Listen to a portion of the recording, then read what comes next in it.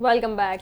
Bulletin کے آغاز میں آپ کو وزیراعظم کے دورہ سعودی عرب کے حوالے سے آگاہ کریں گے کہ وزیراعظم شہباز شریف نے کہا ہے کہ پانی کے ذخائر تیزی سے کم ہو رہے ہیں۔ اس بحران پر قابو پانے کے لیے عالمی سطح پر کام کرنا ہوگا۔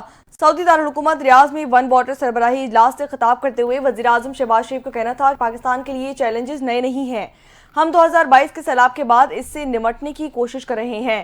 ریاض میں وزیراعظم شہباز شریف کی فرانس کے صدر میکرون سے بھی ملاقات ہوئی۔ وزیراعظم شہباز شریف نے ریاض میں ون واٹر سمٹ کی کامیاب مشترکہ میزبانی پر صدر میکرون کو مبارکباد پیش کی۔ موسمیاتی تبدیلی اور ترقیاتی امور پر فرانس کردار کو سراہا۔ دونوں رہنماؤں نے پاکستان اور فرانس کے درمیان بزنس ٹو بزنس روابط بڑھانے پر اتفاق کرتے ہوئے پاکستان اور فرانس تعلقات کی مثبت سمت پر اطمینان کا اظہار بھی کیا۔ وزیراعظم شہباز شریف نے فرانس کو پاکستان میں سرمایہ کاری کے مواقع سے استفادہ کرنے کی دعوت دیتے ہوئے کہا کہ فرانس پاکستان میں موسمیاتی موافقت اور قابل تجدید توانائی سے استفادہ کر سکتا ہے۔ دونوں رہنماؤں نے باہمی دلچسپی کے تمام علاقائی عالمی مسائل کے حوالے سے روابط بڑھانے کا اعادہ بھی کیا۔ وزیر اعظم شہباز شریف کی سعودی ولی عہد محمد بن سلمان سے ریاض میں ون واٹر سربراہی اجلاس کے موقع پر ملاقات ہوئی۔ وزیر اعظم نے سعودی ولی عہد کو جلد از جلد پاکستان کا دورہ کرنے کی دعوت دی۔ سعودی ولی عہد نے دعوت قبول کر لی اور کہا کہ وہ جلد پاکستان کا دورہ کریں گے۔ سعودی ولی عہد نے گزشتہ 6 ماہ کے دوران 5ویں بار پاکستانی وزیر اعظم سے ملاقات پر خوشی کا اظہار کیا۔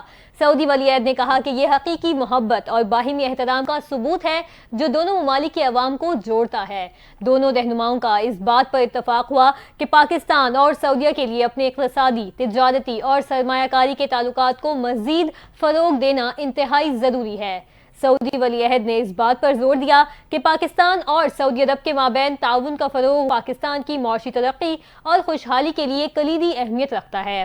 دونوں رہنماؤں نے پاکستان میں سرمایہ کاری کے حوالے سے سعودی مفاہمتی یادداشتوں اور معاہدوں پر عمل درآمد کی رفتار پر اطمینان کا اظہار کیا۔ وزیر اعظم نے ولی عہد کا پاکستانی عوام کے لیے نیک خواہشات پر شکریہ ادا کیا۔ آگے بڑھیں اب آپ کو بتائیں کہ قومی اسمبلی میں اپوزیشن لیڈر عمر ایوب کے بعد سینٹ میں قائد حزب اختلاف سید شبلی فراز نے بھی جوڈیشل کمیشن آف پاکستان کی رکنیت سے استعفیٰ دے دیا۔ سینیٹر شبلی فراز نے 32 FIRs میں نامزدگی اور عدالتی پیشگو کے باعث جوڈیشل کمیشن سے استعفیٰ دیا۔ دونوں ایوانوں کے اپوزیشن لیڈرز نے عدالتوں میں کیسز کے باعث جوڈیشل کمیشن سے استعفیٰ دے دیا۔ سینیٹر شبلی فراز نے اپنا استعفیٰ چیئرمین سینٹ کو ارسال کر دیا۔ جوڈیشل کمیشن اجلاس میں شرکت کے باعث شبلی فراز اور عمر ایوب نے فیصل آباد سے وارنٹ گرفتاری جاری ہوئے تھے۔ ذرائع کے مطابق سینٹ سے رکن جوڈیشل کمیشن کی نامزدگی کا فیصلہ کل کیا جائے گا۔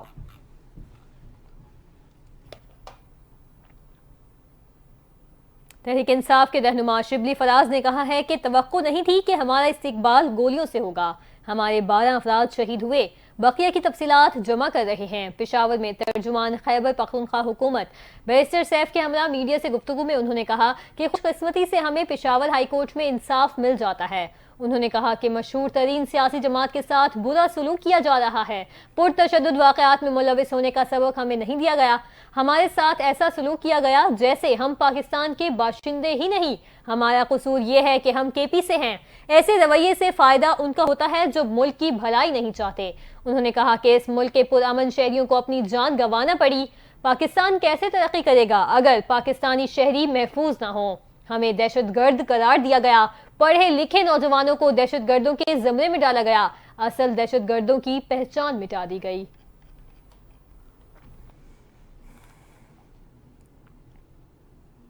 Chairman joint chiefs of staff committee general Sahir Shamshad Mirza کا دورہ عراق۔ ISPR کے مطابق جنرل ساحر شمشاد نے عراقی وزیراعظم، عراقی وزیر دفاع، وزیر داخلہ اور چیف آف ڈیفنس سروس سے بھی ملاقاتیں کی۔ باہمی دلچسپی کے امور، خطے کی صورتحال، دفاعی تعاون پر تبادلہ خیال کیا گیا۔ ISPR کے مطابق عراقی قیادت نے پاکستان کی مسلح افواج کی پیشہ ورانہ مہارت کو بھی سراہا۔ عراقی قیادت نے دہشت گردی کے خلاف جنگ میں پاکستان کی مسلح افواج کی قربانیوں کا اعتراف بھی کیا۔ Chairman joint chief of staff committee general Sahir Shamshad Mirza کو عراقی مسلح افواج ہیڈ کوارٹرز پہنچنے پر گارڈ آف آنر بھی پیش کیا گیا۔ اقوام متحدہ کی جنرل اسمبلی نے فلسطینی ریاست کے قیام اور اسرائیل سے مقبوضہ فلسطینی علاقوں سے نکلنے کا مطالبہ کر دیا۔ یو این جنرل اسمبلی نے 2 ریاستی حل کے قیام کے لیے جون میں بین الاقوامی کانفرنس بلانے کا بھی اعلان کیا ہے۔ جنرل اسمبلی نے 8 کے مقابلے میں 157 ووٹوں سے قرارداد منظور کر لی ہے۔ امریکہ اور اسرائیل نے قرارداد کی مخالفت کی تھی، جبکہ 7 ممالک نے ووٹنگ میں حصہ ہی نہیں لیا۔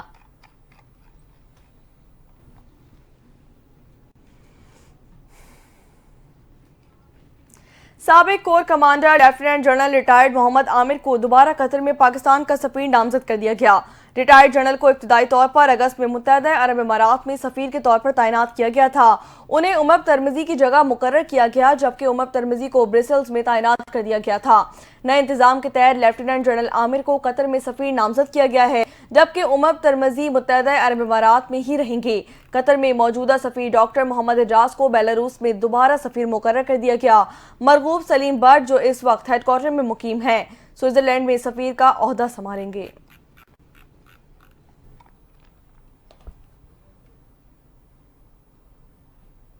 اسلام آباد ہائی کورٹ کے چیف جسٹس عامر فاروق حکومت اور انتظامیہ پر برہم ہو گئے۔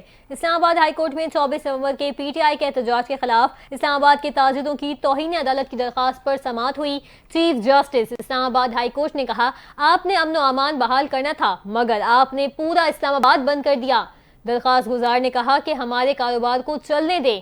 آپ نے میڈیا پر ہر جگہ کہا کہ اسلام آباد ہائی کورٹ کے آرڈر پر ہم اجازت نہیں دے رہے۔ چیف جسٹس نے کہا کہ عدالت نے آپ سے کہا تھا کہ شہریوں، تاجروں اور مظاہرین کے بنیادی حقوق کا خیال رکھیں۔ ہم پی ٹی آئی سے بھی پوچھیں گے کہ عدالتی احکامات کی خلاف ورزی کیوں کی گئی۔ اسلام آباد ہائی کورٹ کے چیف جسٹس عامر فاروق نے کہا کہ پی ٹی آئی نے غلط کیا تو حکومت نے بھی تو غلط ہی کیا۔ درخواست گزار کا کیا قصور تھا، ان کے کاروبار کو کیوں بند کیا گیا؟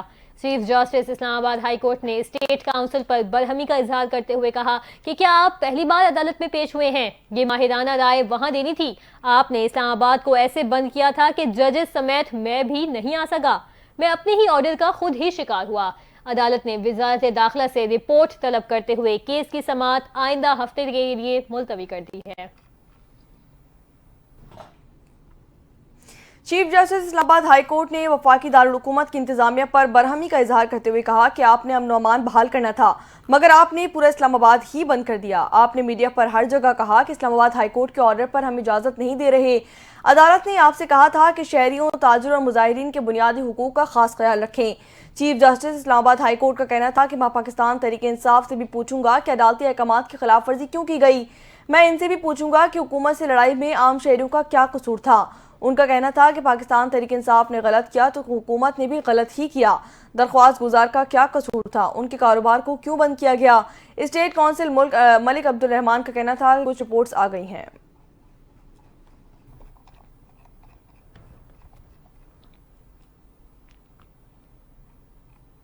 دوسری جانب نائب وزیر اعظم اور وزیر خارجہ اسحاق ڈار کا کہنا ہے کہ اسٹیٹ گیسٹ کی آمد پر ہی کیوں احتجاج کی کال دی جاتی ہے۔ اسلام آباد میں میڈیا سے گفتگو کرتے ہوئے اسحاق ڈار نے کہا کہ تحریک انصاف کی تاریخ ہے، ان کا احتجاج یا ریلی پرامن نہیں ہوتی۔ اہم موقع پر احتجاج کی کال سے اس جماعت کی بدنیتی ثابت ہوتی ہے۔ قانون کے مطابق ریڈ زون میں کوئی احتجاج نہیں کیا جا سکتا۔ ریڈ زون کی سیکیورٹی سے متعلق خصوصی قوانین نافذ کیے گئے۔ اسلام آباد میں کسی بھی احتجاج کے لیے مقامات کا تعین کیا گیا۔ 24 نومبر کو غیر ملکی وفد پاکستان کے دورے پر تھا۔ ایک جماعت نے حیران کن طور پر 24 نومبر کے اہم موقع پر احتجاج کا اعلان کیا۔ نائب وزیر اعظم نے مزید کہا کہ اسلام آباد ہائی کورٹ کے حکم کے مطابق پی ٹی آئی کو سنجانی پر احتجاج کا کہا گیا۔ سیاسی جماعت نے ریڈ زون میں ہی احتجاج کرنے پر بے جا اصرار کیا۔ تمام تر کوششوں کے باوجود سیاسی جماعت ضد پر اڑی رہی۔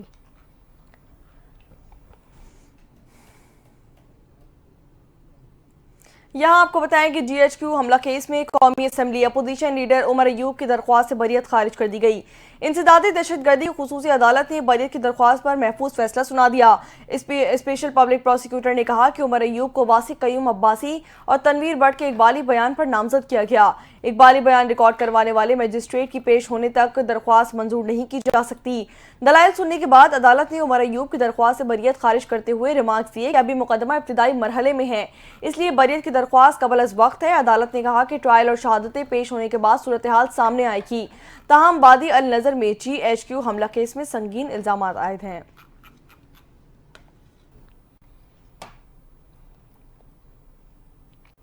پاکستان تحریک انصاف کے رہنما سلمان اکرم راجہ کے خلاف 18 مقدمات کی تفصیلات سامنے آ گئی ہیں۔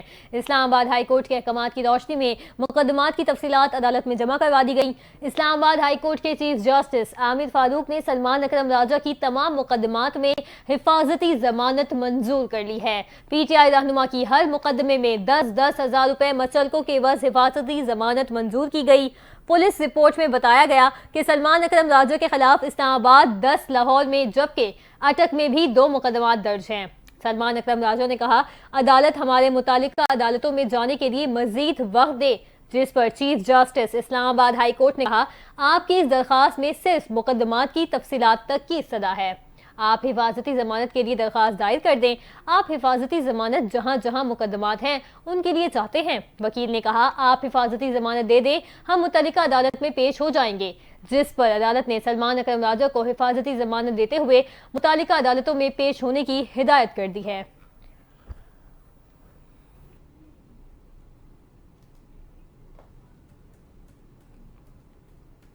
تھانہ کوسار میں 24 نومبر کے احتجاج کے سامنے مقدمے میں پیش رفت سامنے آ گئی۔ اسلام آباد پولیس نے بانی پاکستان تحریک انصاف کی اہلیہ بشرا بی بی اور وزیر اعلیٰ خیبر پختونخوا علی امین گنڈا پور کے وارنٹ گرفتاری حاصل کر لیے۔ اسلام آباد پولیس نے 96 نامزد ملزمان کے وارنٹ گرفتاری حاصل کر لیے۔ شیخ وقاص اکرم، عمر ایوب، شیر افضل مروت کا نام بھی لسٹ میں شامل کر دیا گیا۔ کوسار پولیس نے وزیر اعلیٰ خیبر پختونخوا علی امین گنڈا پور کے بھی وارنٹ گرفتاری لے لیے۔ پاکستان تحریک انصاف رہنما عالیہ حمزہ ملک، سماویہ طاہر، شعیب شاہین، علی بخاری کا بھی نام شامل کر دیا گیا۔ ملزمان کی گرفتاری کے لیے اسلام آباد پولیس اسپیشل ٹیمیں تشکیل دے گی۔ تھانہ کوسار کے مقدمے میں پاکستان تحریک انصاف کی سینئر قیادت نامزد کی گئی ہے۔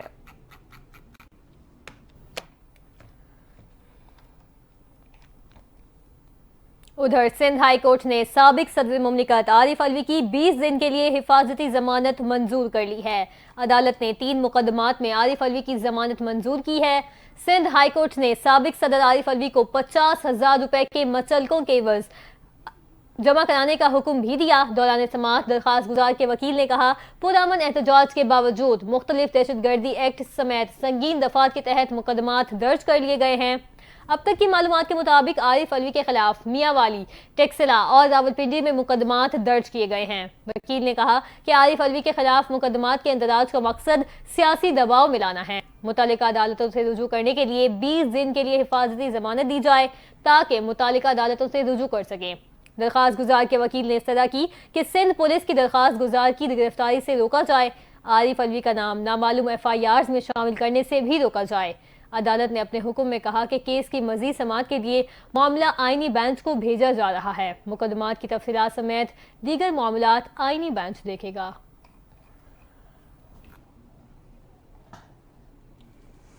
وزیر اعلیٰ خیبر پختونخوا علی امین گنڈا پور نے ڈی چوک مقدمے کے خلاف اسلام آباد ہائی کورٹ سے رجوع کر لیا۔ علی امین گنڈا پور نے حاجی اجمل خان میمن کے ذریعے ڈی چوک مقدمے کے خلاف اسلام آباد ہائی کورٹ میں درخواست دائر کر دی۔ درخواست میں تھانہ سیکریٹریٹ میں درج مقدمے سے دہشت گردی کی دفعات کی نکالنے کی استدعا کی گئی ہے۔ دائر درخواست میں موقف اختیار کیا گیا کہ احتجاج کے لیے آئینی حق کو استعمال کیا جائے۔ پولیس نے دہشت گردی کا مقدمہ درج کیا ہے۔ 26 نومبر کو اسلام آباد کے تھانے سیکریٹریٹ میں مقدمہ درج ہوا۔ درخواست میں استدعا کی گئی کہ حتمی فیصلے تک FIR یا دہشت گردی کی دفعات کو معطل کیا جائے۔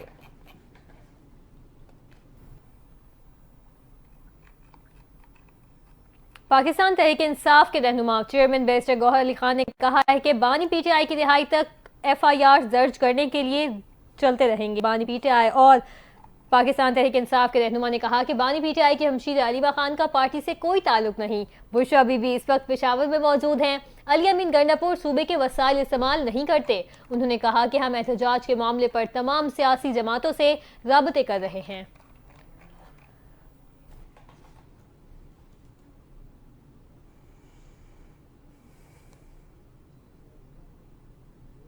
آگے بڑھے اور اب آپ کو بتائیں کہ وزیر اطلاعات پنجاب اسما بخاری کا کہنا ہے کہ ڈیپ فیک ویڈیوز کو خواتین کو بدنام کرنے کے لیے ہتھیار کے طور پر استعمال کیا جاتا ہے۔ پاکستان میں ڈیپ فیک ویڈیوز سے متعلق آگاہی کم ہے۔ ہر پیشی پر لوگوں کو بتانا پڑتا ہے کہ میری ویڈیوز فیک ہیں۔ فرانسیسی نشریاتی ادارے کو انٹرویو دیتے ہوئے وزیر اطلاعات پنجاب عظمہ بخاری کا کہنا تھا کہ نازیبہ ویڈیوز کے ذریعے خواتین کو نشانہ بنایا جاتا ہے۔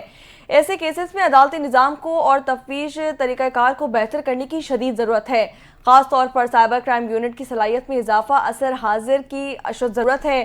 پنجاب حکومت جب حد تک عزت کا قانون لائی تو کچھ لوگوں نے تنقید کی، کچھ لوگوں نے کہا کہ پنجاب حکومت قانون سازی سے اختلاف رائے کو دبا رہی ہے، لیکن اب لوگوں کو احساس ہو رہا ہے کہ حد تک عزت قانون درست ہے۔ وزیر اطلاعات پنجاب عظمہ بخاری کا کہنا تھا کہ فیس ویڈیوز کے معاملے میں میری پوری فیملی نے میرا ساتھ دیا۔ ڈیپ فیک ایک سیاہ پہلو ہے جو کہ خاص طور پر خواتین کو نقصان پہنچانے کے لیے استعمال کیا جاتا ہے۔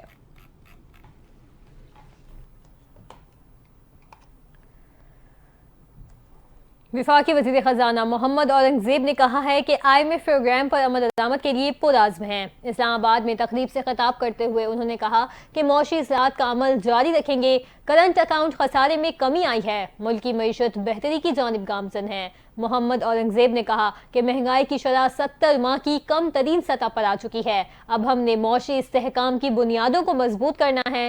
وفاقی وزیر خزانہ کا مزید کہنا تھا کہ حکومت نجی شعبے کو پالیسی گائیڈ لائنز دے رہی ہے۔ نجی شعبے کا معیشت میں اہم کردار ہے، ہاؤسنگ شعبے کا معیشت میں نمایاں کردار ہے۔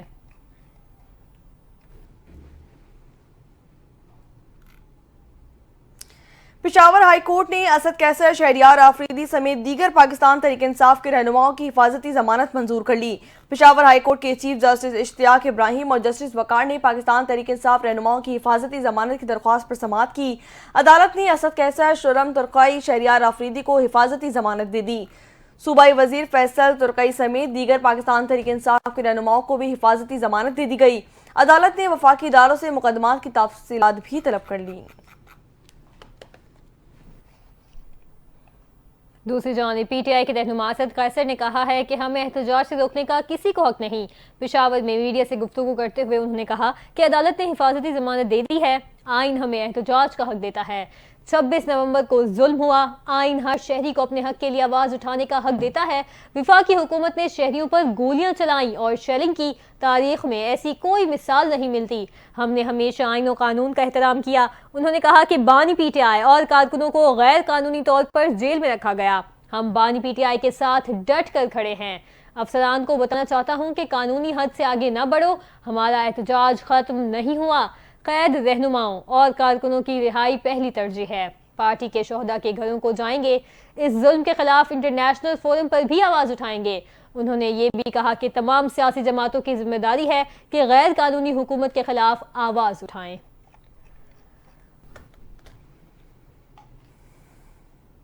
لاہور میں وزیر اطلاعات پنجاب عظمہ بخاری کی گاڑی کو کینال روڈ پر حادثہ پیش آ گیا۔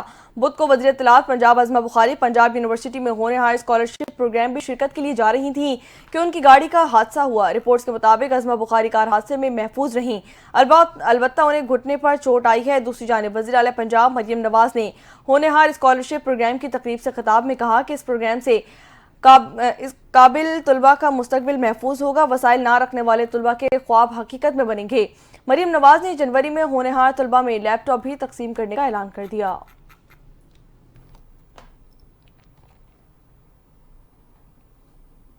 سندھ کے سینئر وزیر شرجیل انعام میمن نے کہا چیلنجز کے باوجود سندھ حکومت عوام سے کیے وعدے پورے کر رہی ہے۔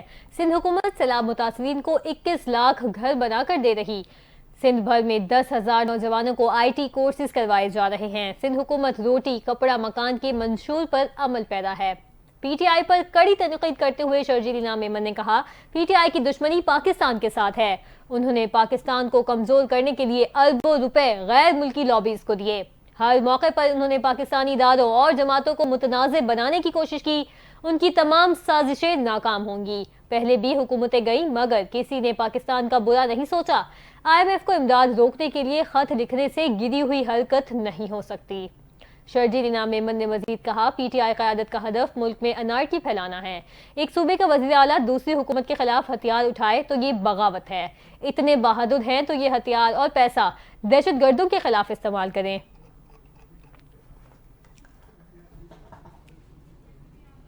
دیگر خبریں شامل کریں اور یہاں آپ کو بتائیں کہ کراچی میں پولیس مقابلہ، ملزم کو زخمی حالت میں گرفتار کر لیا گیا۔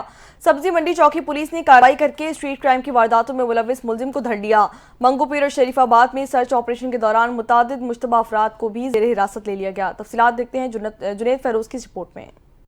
الور تھانے کی حدود بلاک 5 میں پولیس کا اسٹریٹ کرمنلز کے ساتھ دو بدو مقابلہ ہوا۔ پولیس کے مطابق موٹر سائیکل سوار دو افراد جن کو مشتبہ جانتے ہوئے پولیس نے رکنے کا اشارہ کیا تو ملزمان نے پولیس پر فائرنگ کر دی۔ پولیس کی جوابی فائرنگ کے نتیجے میں ایک اسٹریٹ کرمنلز موقع پر زخمی ہوا جبکہ ملزم کا ساتھی فرار ہو گیا۔ گرفتار ملزم ذیشان کے قبضے سے اسلحہ، موبائل فون اور موٹر سائیکل برآمد ہوئی۔ ادھر سبزی منڈی پولیس نے جنجال گولڈ میں کارروائی کرتے ہوئے موٹر سائیکل لفٹنگ میں ملوث ملزم علی حیدر کو گرفتار کر لیا۔ گرفتار ملزم کے قبضے سے چھینی ہوئی موٹر سائیکل برآمد ہوئی۔ ملزم کو مزید تفتیش کے لیے AVLC حکام کے حوالے کر دیا گیا۔ رات گئے تھانہ منگو پیر اور شریف آباد پولیس نے رینجرز کے ہمراہ جرائم پیشہ عناصر کی موجودگی کی اطلاع پر سرچ آپریشن کیا۔ سرچ آپریشن منگو پیر کے علاقے غریب آباد گولڈ اور شریف آباد الکرم اسکوائر میں کیا گیا۔ پولیس نے گھر گھر تلاشی کے دوران رہائشیوں کے قواعد بھی چیک کیے۔ اس دوران متعدد مشتبہ افراد کو حراست میں لے کر تفتیش کے لیے تھانے منتقل کر دیا۔ Junaid Feroz, NTN news, Karachi.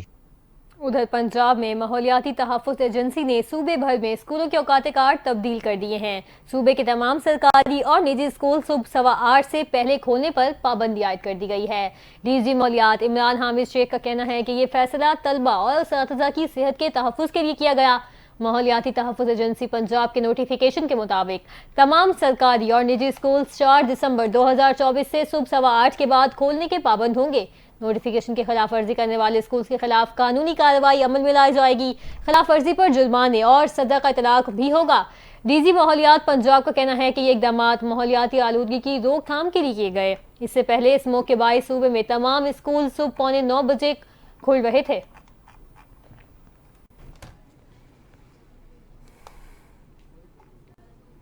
وفاقی حکومت نے حج درخواستوں کی وصولی کی تاریخ میں مزید 7 دن کی توسیع کر دی۔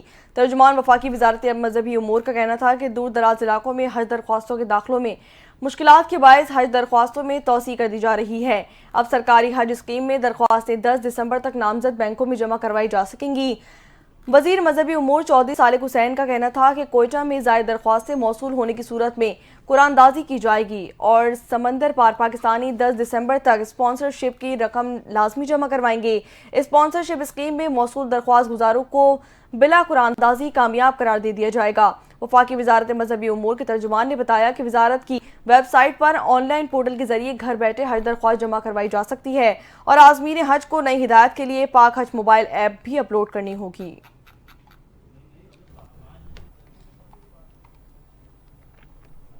شہر کائی سے خبر ہے جہاں ضلع کے ماڑی تھانہ بلدیہ پولیس کا ترک محلے میں جوا سٹہ کے اڈے پر چھاپا۔ جوا سٹے کی آرگنائزنگ ملوث 4 ملزمان گرفتار کر لیے گئے۔ SSP کے ماڑی کیپٹن ریٹائرڈ فیضان علی کے مطابق ملزمان کے قبضے سے بروقت گرفتاری سٹے کی پرچیاں اور رقم برآمد کر لی گئی۔ ملزمان کو SHO تھانہ بلدیہ سب انسپکٹر عمران سعد نے سٹاف کے ہمراہ کارروائی کرتے ہوئے گرفتار کر لیا۔ گیمبلنگ ایکٹ کے تحت مقدمہ درج کر لیا گیا۔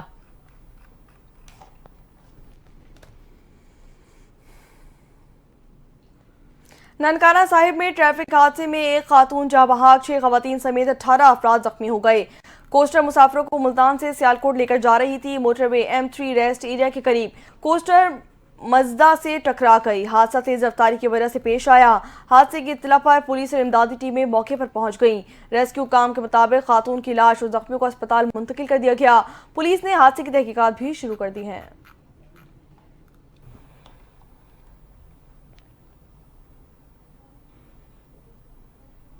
کاروباری دنیا سے اچھی خبر ہے، پاکستان اسٹاک ایکسچینج میں تیزی کا سلسلہ جاری ہے۔ کاروبار کا آج بھی مثبت آغاز ہوا۔ 100 انڈیکس 1,05,000 کی حد عبور کر گیا۔ بازار حصص کا 100 انڈیکس 502 پوائنٹس کے اضافے سے 1,05,061 پر آ گیا۔ پاکستان اسٹاک ایکسچینج میں اب تک کے کاروبار کے دوران انڈیکس 1,05,294 پوائنٹس کی بلندی تک بھی پہنچ چکا ہے۔ گزشتہ روز انڈیکس 1,04,865 پوائنٹس پر بند ہوا تھا۔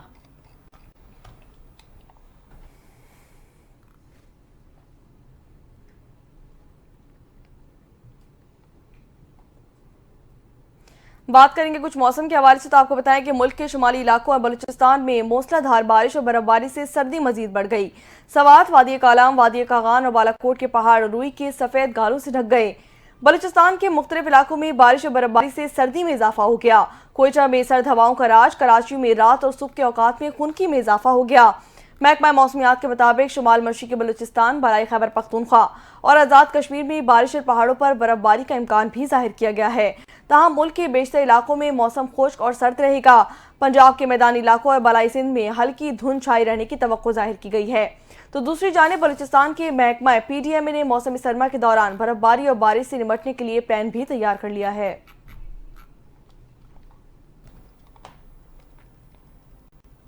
आलमी मंजरनामे से खबर है, जनूबी कोरिया के सदर का अचानक मार्शल लॉ का ऐलान। मकसद क्या था?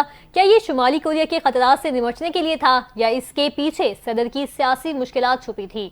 और ये मार्शल लॉ चंद घंटों में किस तरह नाकाम हुआ, जानते हैं इस तफसीली रिपोर्ट में।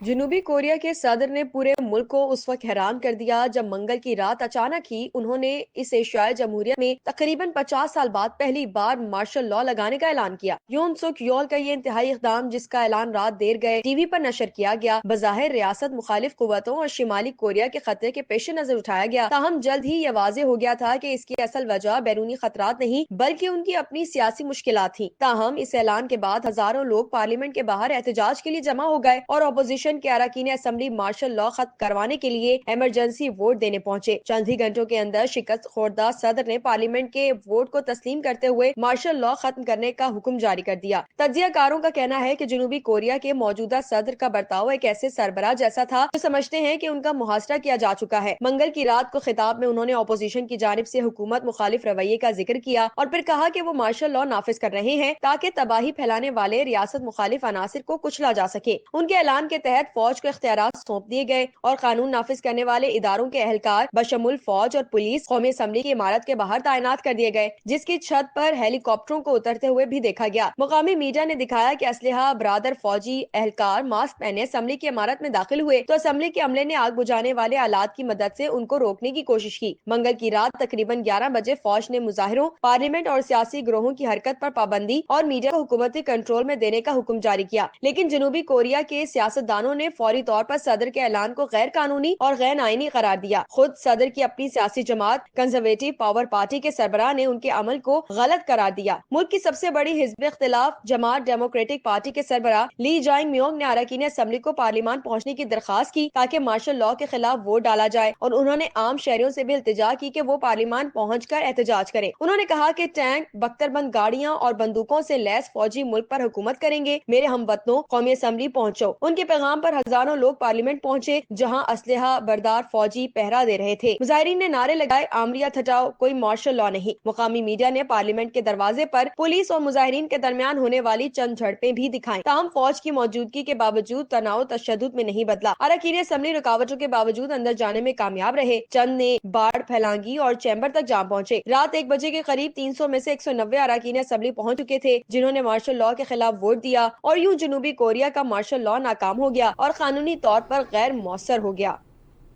बात करेंगे कुछ खेल के मैदान से, तो आपको बताएं कि पाकिस्तान क्रिकेट बोर्ड के चेयरमैन मोहसिन नकवी ने ब्लाइंड क्रिकेट टीम के खिलाड़ियों को 1 करोड़ रुपए का चेक देने का ऐलान कर दिया। मोहसिन नकवी ने हाल ही में वर्ल्ड कप जीतने वाली ब्लाइंड क्रिकेट टीम से मुलाकात की और उन्हें मुबारकबाद पेश की। चेयरमैन पाकिस्तान क्रिकेट बोर्ड का कहना था कि ब्लाइंड क्रिकेट टीम का वर्ल्ड कप में फतह हासिल करना पाकिस्तान के लिए एजाज की बात है। उन्होंने कहा कि हमने बहुत थोड़े वक्त में टीम में बहुत सारी चीज़ों की तब्दीली की कोशिश की। जिस तरह अंडर 19 और पाकिस्तान शाहीन अहम है, इसी तरह ब्लाइंड टीम भी बहुत अहम है। चेयरमैन पाकिस्तान क्रिकेट बोर्ड ने ब्लाइंड क्रिकेट टीम को यकीन दिलाया कि उन्हें भरपूर सपोर्ट की जाएगी।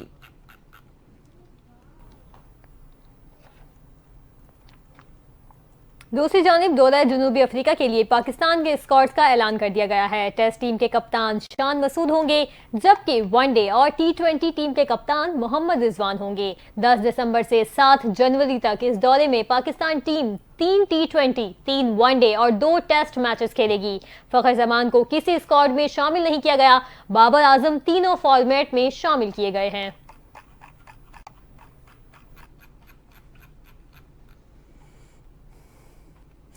अब आपको बताएं कि जूनियर एशिया कप हॉकी का फाइनल पाकिस्तान और भारत के दरमियान आज खेला जाएगा। पाकिस्तान ने सेमीफाइनल में जापान को 2 के मुकाबले में 4 गोल से शिकस्त दे दी। कप्तान हन्नान शाहिद ने 2, अली बिशारत और सुफियान खान ने 1-1 गोल स्कोर किया। भारत मलेशिया को 3-1 से हराकर फाइनल में पहुंच गया। 2023 में भी जूनियर हॉकी एशिया कप का फाइनल पाकिस्तान और भारत के दरमियान खेला गया था। खबर शामिल करते हैं एंटरटेनमेंट की दुनिया से। मारूफ पाकिस्तानी अदाकार और मेज़बान फहद मुस्तफ़ा ने तारीखी संगे मील अबूर कर लिया है। फहद मुस्तफ़ा बरतानिया की पार्लियामेंट से 2 बड़े एजाज हासिल करने वाले पहले पाकिस्तानी बन गए हैं। मज़ीद तफसीलात जानते हैं इस रिपोर्ट में। अपनी अदाकारी और मेज़बानी से दिलों पर राज करने वाले पाकिस्तानी सुपरस्टार फहद मुस्तफ़ा ने बरतानवी पार्लियामेंट से 2 अवार्ड्स लेकर तारीख रकम कर दी। फहद मुस्तफ़ा के तफरीही काम के जरिए सकाफती तनों और आलमी इत्तेहाद के लिए इनकी खिदमात को सराहते हुए बरतानवी पार्लियामेंट, हाउस ऑफ कॉमन्स और हाउस ऑफ लॉर्ड्स की जानिब से diversity and cultural impact award से नवाजा गया। फहद मुस्तफ़ा ने इंस्टाग्राम पर अवार्ड्स के साथ पिक्चर शेयर करते हुए लिखा कि ये पहचान सिर्फ मेरी नहीं है, ये पाकिस्तान के हर फनकार, हर ख्वाब देखने वाले की है जो बड़े ख्वाब देखने की हिम्मत रखता है। ये हमारी सकाफत की ताकत, हमारी कहानियों और इत्तेहाद के गैर मुतजलजल जज्बे का सबूत है जो हमें आलमी सतह पर चमकाता है। एक काबिल फख्र पाकिस्तानी के तौर पर मैं बावकार हाउस ऑफ कॉमन्स में diversity and cultural impact award और ग्लोबल कल्चरल यूनिटी अवार्ड हासिल करने पर बेहद एजाज और फख्र महसूस कर रहा हूँ। जब भी मैं यहाँ खड़ा होता हूँ अपने वतन की नुमाइंदगी करता हूँ। मुझे पाकिस्तान और इसके लोगों की नाकाबिले यकीन ताकत, खूबसूरती और सलाहियत याद आती है। और इसी के साथ न्यूज़ बुलेटिन से फिल वक्त इतना ही। मज़ीद खबर अपडेट्स के लिए आप NTN के साथ रहें।